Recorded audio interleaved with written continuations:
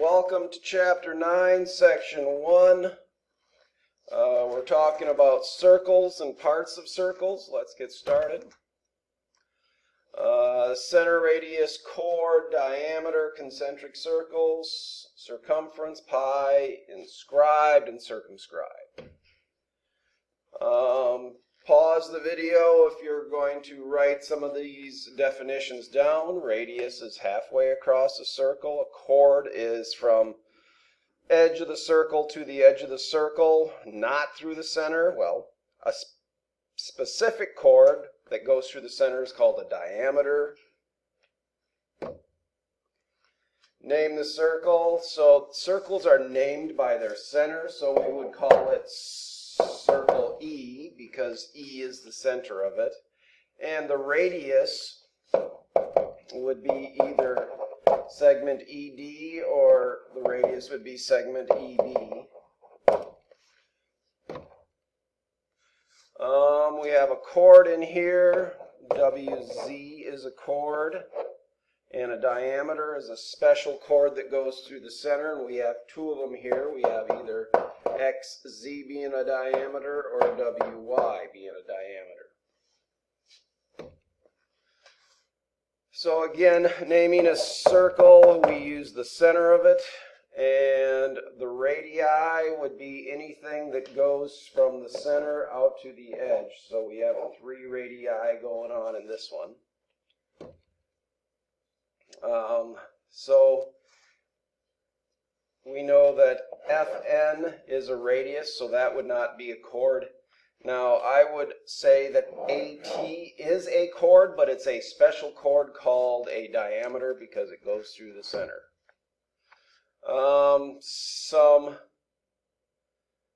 key information here. The radius is half of the diameter. Let's do a couple problems. If RT is equal to 21, what is the length of QV? So if the total length is 21, that makes each of these 10.5.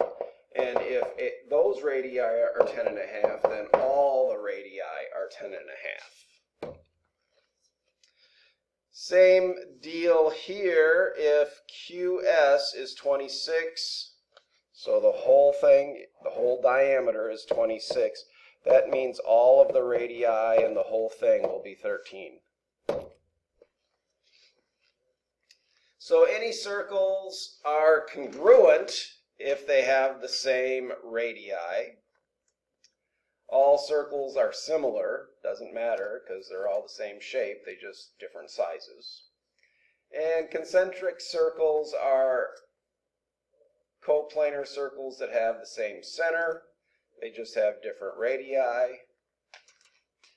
It's like throwing a rock in a pond and it's the waves that come off of it are concentric circles. The diameter of the first one is 22 units, so this is 22, so that means the radii is 11. The diameter of Y is 16. That means this distance is 8. And WZ is 5 units. So what I would do there is I would say, oh, we got one diameter is 11, the other diameter is 8, but we counted WZ twice, so I'm going to subtract off. And I get that length there of 19 minus 5 is 19 minus 5, 14.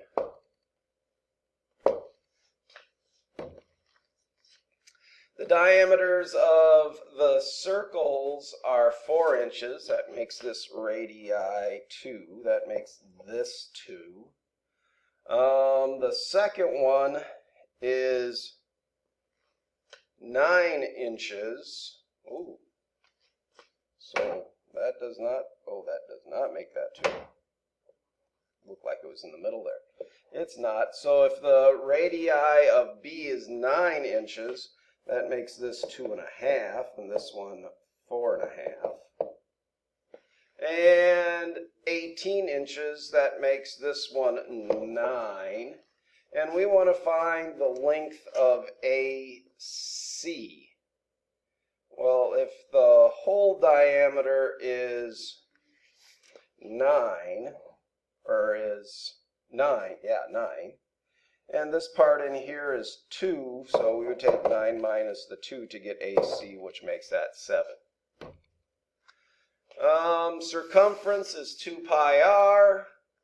We can also, because 2 times r is equal to diameter, pi times diameter, or 2 pi r, both formulas for circumference. A unisphere is a giant steel globe that sits in Flushing Meadows, Corona Park in Queens, New York. It has a diameter of 120 feet. What's its circumference? Well, we know that the circumference is pi times diameter, so I would call that 120 pi feet. I leave it exact if I can. Find the radii of a circle to the nearest hundredth if its circumference is, so we know our circumference is equal to 2 pi r. I'm using the one that the formula that has a radius in it. And I'm going to divide 16.8 divided by 2 pi. And I get that my radii is 2.673. And rounding to the nearest hundredth, I get 2.67 meters. Find the exact circumference of it.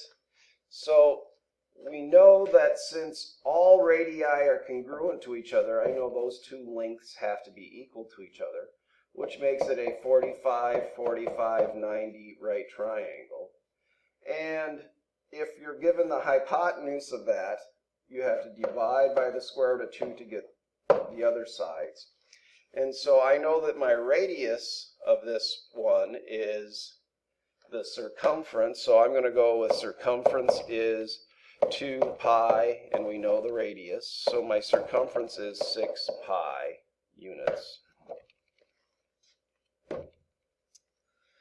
Find the exact circumference of this one. Same kind of deal there. Since all radii are equal to each other, we know that if I take 10 divided by the square root of 2, that'll give me